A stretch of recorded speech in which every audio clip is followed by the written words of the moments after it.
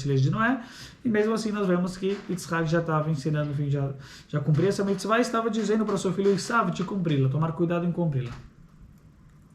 Então esses são os dois exemplos que nós encontramos na Torá, as duas ocorrências, os dois episódios. Agora, os filhos dos patriarcas das gerações posteriores, eles também guardaram todas as 613 mitzvot? Será que também depois as tribos, enfim, aqui ele traz até os filhos dos patriarcas e as gerações posteriores, será que eles guardaram também, cumpriram todas as mitzvot ou não? Aqui ele fala o seguinte, a resposta simples aqui não, que eles não observaram toda a Torá. Há muitos exemplos disso. Um deles é quando os irmãos chegaram no Egito e sabemos toda a história que aconteceu lá. Um certo momento, lemos como Yosef convidou os seus irmãos para uma refeição e a Torá nos diz o seguinte. E a pergunta é essa, então, quer dizer, como é conhecido, os irmãos chegaram lá no Egito e aí eles queriam o quê? Queriam tanto comer comida, que eles queriam comprar comida porque tinha fome em Israel e também, na verdade, depois daquela situação, enfim, estava numa situação que Shimon ficou preso, então ele teve um desenrolar, né? Primeiramente eles foram lá só para buscar comida, mas aí, porque tinha seca, tinha fome, mas depois, exatamente, e aí depois eles descem mais uma vez, e nessa vez quando eles descem, mais uma vez, para Shimon também, para vir buscar o irmão, enfim, eles estão com Benjamim lá, aí Yosef convida eles, vem comer na minha casa. Yosef chama eles para comer na casa deles. Eles estranham, né? Eles acham que é porque Yosef quer acusar eles de roubo, porque eles tinham encontrado um dinheiro, enfim, tinham encontrado dinheiro na mochila. Ele fala, provavelmente ele vai acusar a gente de roubo, que a gente roubou o dinheiro dele, é por isso que ele, enfim, ele está chamando a gente na casa dele, enfim. Mas de qualquer maneira, Yosef chama eles para comer lá. Eles poderiam comer na casa de Yosef ou não? Eles não sabiam que Yosef era Yosef ainda, certo? Eles ainda estavam naquela situação que, a princípio, Yosef era o vice-rei, o vice-ministro. Eles não poderiam, né? Se Exato. fosse, é verdade. E eles foram Nunca lá. tinha pensado nisso, é verdade. E eles foram lá comer na... Como eles eram danados. Certo? Nossa, então, Yosef convidou eles, seus irmãos, mas eles não sabiam ainda, para comer lá. E os irmãos não tinham ideia de que Yosef era realmente o seu irmão. E ainda assim eles aceitaram o convite. A refeição poderia facilmente ter incluído todos os tipos de animais não kasher, ou inválidos abatidos. Devemos concluir então que os irmãos não observaram as leis de kashrut e, portanto, claramente não observaram cada um dos mandamentos pós-Matan Torá. Então, quer dizer, a gente vê que, a princípio, se eles foram lá, a Torá não diz claramente, enfim, que eles comeram, mas assim, se eles foram, eu sempre convido eles foram lá, então, a princípio, a gente sugere que... Dá para inferir que eles foram. Exatamente, que eles comeram, enfim, e lá, obviamente, que tinha comida não kasher a princípio. O que reforça essa conclusão é o fato de que Rashi está tranquilo sobre o assunto. Quando se tratava de Abraham e seus convidados, Rashi apontou que os avós observaram toda a Torá. Rashi também apontou em relação a Yitzhak, que ele abateu animais de maneira adequada, da maneira adequada. Aqui, no entanto, Rashi não faz tal comentário. Devemos dizer que na leitura simples do texto, Pshutosh Mikra, não há uma prova clara que as 12 tribos mantiveram toda a Torá. Então ele fala assim, porque se tivesse alguma Rashi, em geral, ele sempre que com relação a Abraham, Rashi aponta, Abraham cumpriu as mitzvot, Yitzhak, Rashi aponta, cumpriu as mitzvot. Se fosse correto aqui que eles também cumpriram as mitzvot, então Rashi devia falar, parece que Rashi devia vir aqui e falar, não entenda que eles foram lá e comeram e da comida não kasher. Não, Rashi tinha que falar, eles cumpriram as mitzvot, assim como ele falou com relação a Abraham e Yitzhak. E por isso, na verdade, eles só foram lá, enfim, a Yosef convidou eles foram lá, enfim, respeito, mas não comeram lá. Mas não, enfim, Rashi não comenta nada. Então, do fato de Rashi não comentar nada, e quando se tratava de Abraham com os convidados, e Yitzhak, lá Rashi comenta, olha, que ele fazia questão de cumprir, ele observava as mitzvot, e aqui no Rashi que não faz esse comentário, então quer dizer que Rashi não tem preocupação com o fato, não está incomodando o Rashi o fato de a princípio parecer do versículo que eles comeram comida não kasher.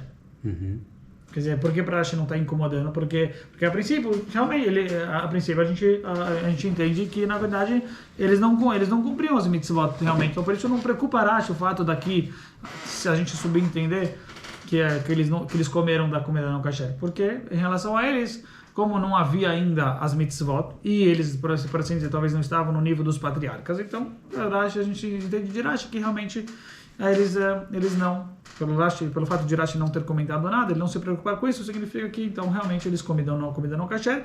Isso não é uma preocupação, porque eles podiam fazer isso e não estavam ainda no nível de Abraham, Yitzhak e Yaakov. No entanto, o Talmud usa outras formas de técnicas de interpretação da Torá para concluir que as tribos foram cuidadosas em manter o kasher. Quer dizer, o Talmud fala, por mais que a princípio pareça que sim, eles comeram daquela refeição de Yosef, como nós explicamos agora, mas o Talmud fala que não, ele traz, como ele fala, formas de técnicas de interpretação, que na verdade a Torá é baseada nisso, são formas de técnicas de interpretação, como a gente interpreta cada coisa, e então eles, utilizando essa técnica, essa forma de interpretação, eles concluem que o quê? Que as tribos não comeram taref, que eles sim cumpriam as mitzvot, que sim comeram só kasher. De onde a gente sabe? Então ele explica qual o significado do versículo: e abater os animais e preparar a carne. Significa descobrir para eles o lugar do massacre, para que os irmãos não alegassem que os animais foram abatidos indevidamente. Os filhos de Jacó observaram o voto da mitzvah, pois embora a Torá ainda não estivesse sido dada, eles possuíram tal tradição de seus pais.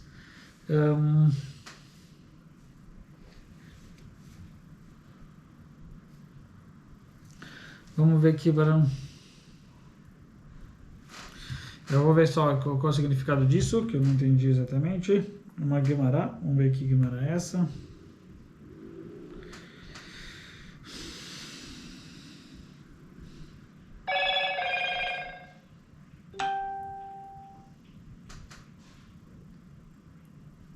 Esse é um capítulo 43, versículo 16. Então, teve Yosef viu Benjamim, Yosef viu com eles Benjamim, quando eles vieram, né?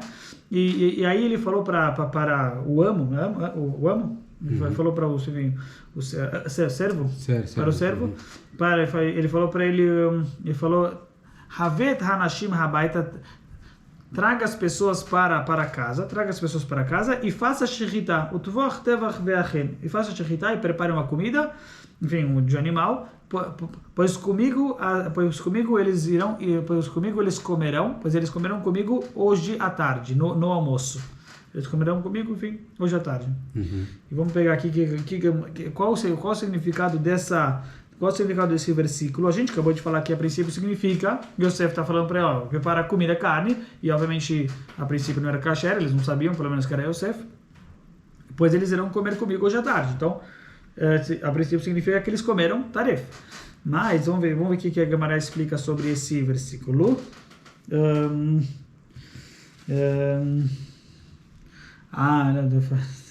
Certo, então na verdade fala assim, que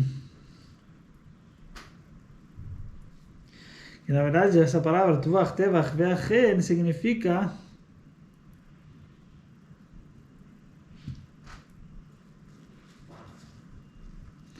exato.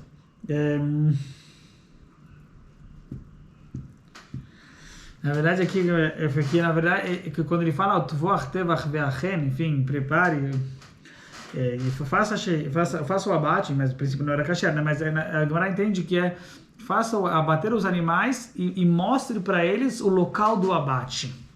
A palavra preparar, que está escrito aqui, o tuvach tevach tvicha, é justamente shechita.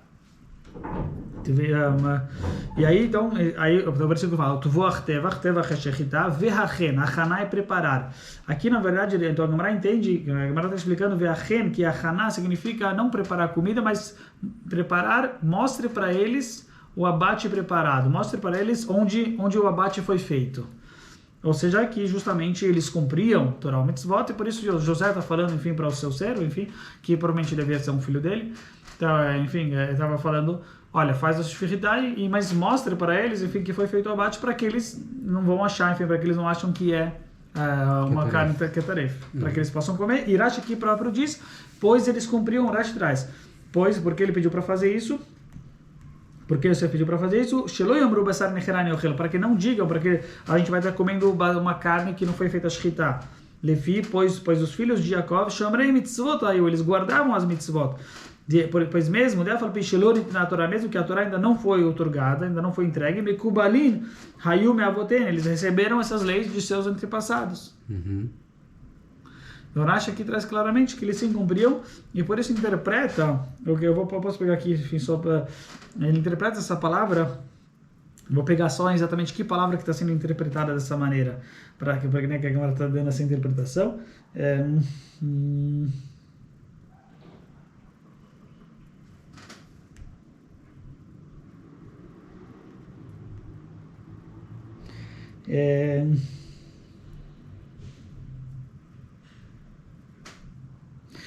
Tá bom. O que você falou? Faça shechita, na verdade ele quis dizer, mostre para eles, revele para eles, para os irmãos de José, né? Para os irmãos, Beta shechita, mostre para ele onde foi feito a shechita, para que eles vejam que foi feito a shechita nesse animal e que é um animal kasher que eles podem comer, para que eles possam comer. Então a gente vê claramente que nós sábios entendem que na verdade eles explicam o versículo, esse mesmo versículo que a gente acabou de explicar, que a princípio significava que ele fez comeram sem uma carne, sem fazer shechita. Na verdade, nós sábios explicam que Yosef sim estava falando para o filho, enfim, para o servo, para fazer a shechita e mostrar para eles. Então, tudo bem, essa é a explicação dos nossos sábios, que eles sim cumpriram as mitzvot.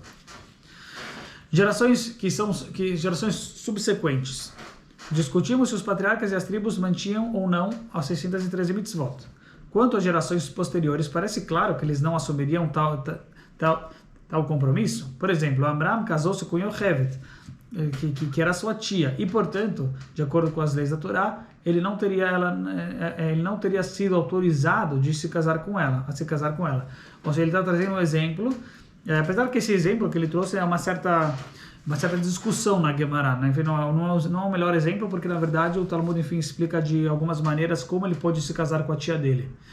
Aqui ele trouxe um exemplo que a gente vê que as gerações posteriores não cumpriram. Qual é a prova? A prova de Amram e Yocheved, da mãe de Moisés.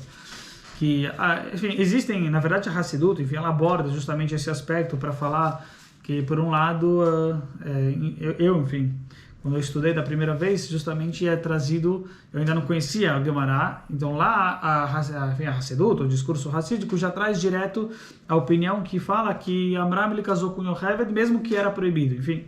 E aí se explica, quer dizer, mesmo que era proibido pela Torá, mas ainda não tinha sido dado, então por isso podia, enfim, por isso podia ser feito dessa maneira, enfim, a Torá ainda não tinha sido otorgada, mas então então por isso ele podia fazer isso. Aí tem a pergunta, por que justo dessa maneira? Mesmo que podia, mas por que ele escolheu, por que fazer uma coisa, enfim, que talvez a Torá vai proibir?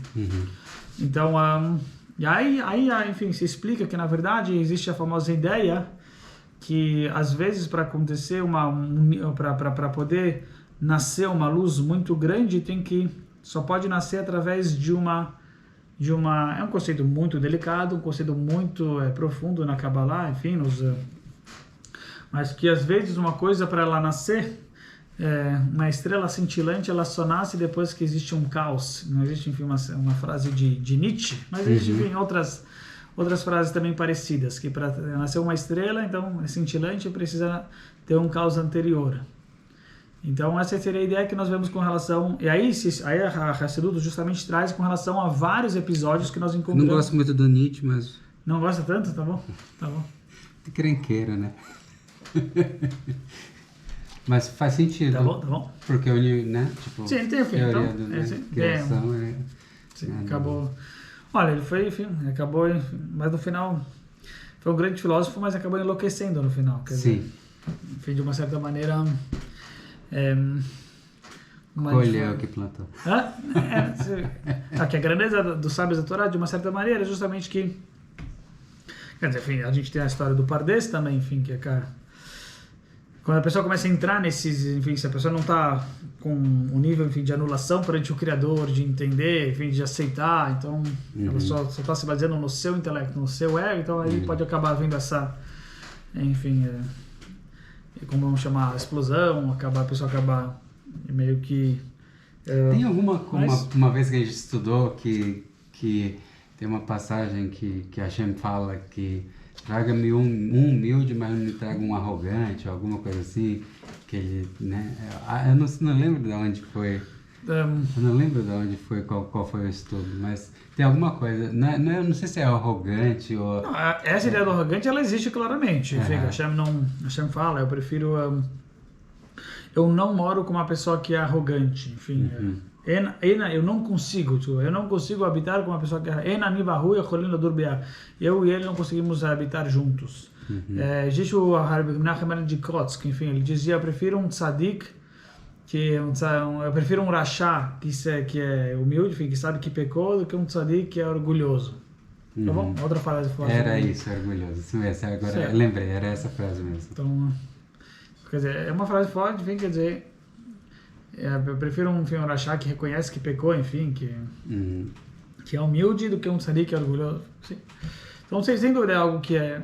Mas o que a gente estava falando da estrela? Não, eu só falei que é frase de Nietzsche, mas, enfim, que é para nascer, às vezes, para nascer uma estrela cintilante tem que ter um caos. Isso significa, de acordo no mundo da Kabbalah, que às vezes, para poder ter uma luz muito, muito forte, não tem como essa luz vir de uma maneira comum. Não tem, quer dizer comum, como quer dizer correta. Não tem como essa luz vir de uma maneira correta, que seja de acordo com as regras que Hashem colocou neste mundo normais, as regras corretas. Ou seja, no caso, não tem como fazer isso ser através de mitzvot. Tem que passar, eu vou falar a palavra, Deus nos livre através de uma aveirá, que é algo muito delicado, como isso funciona, mas que para ter uma grande luz, então tem que ter alguma aveirá para poder passar através dessa aveirá essa grande luz. Não seria possível passar essa luz, enfim, essa estrela cintilante, esse brilho,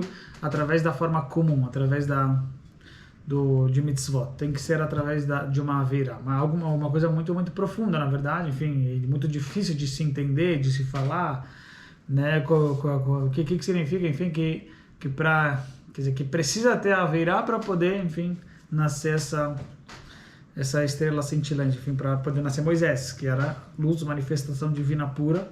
Para Moisés poder nascer, tinha que ser de uma forma que, por assim dizer, tivesse um certo erro, um certo equívoco. Aí pode nascer a estrela, mas se fosse de uma forma normal, comum, não passaria, não teria como descer a alma de Moisés, não teria como descer ao corpo, enfim, não teria como Moisés descer aqui embaixo, se fosse de uma maneira comum.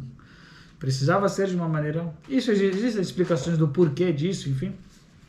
Mas a ideia é que quando é uma luz muito, muito elevada, ela não consegue entrar nesse mundo, uma luz muito elevada. Então ela tem que entrar de uma outra maneira. Não consegue entrar da maneira habitual. Não consegue entrar da maneira... Convencional. Exatamente. Convencional. Isso, não consegue... E aí, enfim, se fala... Quer dizer, porque é muita luz, então não tem como entrar de uma maneira convencional. A pergunta é como consegue entrar da maneira não convencional, através da aveirá. Mas justamente a aveirá, justamente por ser uma coisa que... ela justamente, por um lado, ela é contra, vamos chamar assim, mas às vezes ela consegue entrar dentro dela, uma alma que é tão profunda, e aí faz a aveirá, e aí depois disso consegue revelar aquilo que era aquela luz profunda que estava dentro daquilo. Por ser uma aveirá, justamente, então, por assim dizer, é algo que não é convencional, é algo que não é, que está dentro de uma certa explosão, de uma certa coisa que vai além da regra. E por isso lá pode transcende a regra. Então por isso lá pode se encaixar essa luz emocional. Enfim, sobre essa luz tão brilhante. Enfim, exatamente se encaixa, enfim, ou se passa através dessa aveira. De qualquer maneira, então, enfim, existe uma ideia, né, do primeiro Rebbe de Chabad, mas que para fazer um casamento tem que ter alguma mentira. Enfim, mas então, obviamente, enfim, em geral tem que... Em que sentido? No sentido de idade, em sentido de mentir alguma coisa, não tem problema. Entendi. Em sentido tipo de quem que realmente a pessoa é. Exato. Para poder manter a paixão, tipo assim, né? Ou para o interesse. É uma pessoa boa ou não, você pode falar assim, enfim, obviamente uma questão muito delicada. Sim. Mas pelo menos Pode falar um pouquinho a mais, enfim. Entendi. Faz sentido, né? É uma coisa... Depois que casa, descobre. Exato. Isso que pode ser mais, pelo menos, enfim, existe... por isso que, na verdade, isso transcende a nossa compreensão, transcende o nosso controle. Então, mas pelo menos... E aí, com isso, a Hassidut explica, enfim, uma pergunta clássica, né? Que a gente vê tantas coisas na Torá que acontecem de uma maneira errônea, equivocada, enfim. Uhum. Por exemplo, né, o Lot, enfim, que Lot teve incesto com as filhas e dele vai vir Mashiach. Apesar que tem gente que vai... Tudo tem explicações só para falar. Na verdade, esses conceitos, enfim, que a gente fala é justamente conceitos hassídicos e Kabbalah, de acordo com a Kabbalah. Eu vi justamente uma drachá de Mussar, que ela explicou, na verdade, diferente daquilo, todas as perguntas que eu fiz, que se baseia, esse mamar, enfim, que a gente explicou uma outra vez também aqui, nós trouxemos várias perguntas de coisas erradas que aconteceram na Torá. E a bênção de Jacó, que justamente a bênção de Jacó teve que vir de maneira que ele teve que mentir, enfim, roubar, mentir para o pai, de uma certa maneira. Ou Mashiach vem de Lot. Yehudá, que teve filho com Tamar, e vem Mashiach de lá também. Então quer dizer que Mashiach está vindo, enfim, aqui no caso Moisés, está vindo de casamentos proibidos, ou no caso Abrahá de Jacó, que Abrahá, a maior de todas, veio através de mentira e roubo. Como isso funciona? Então existe, enfim, depois eu vi que a gente deu a resposta racídica, que é essa daqui, que às vezes para ter uma luz muito grande, você precisa passar por alguma aveirá, vamos chamar assim. Tem base até no Talmud, isso daqui, uma aveirá que ela é lishma, uma aveirá que ela é feita para Deus, uma aveirá que ela é feita para o Criador. Algo muito profundo, enfim, uma transgressão que é feita em nome dele, que aí acaba sendo algo positivo. Que, enfim, está escrito com relação a Yael e Esther. Yael e Esther tiveram relação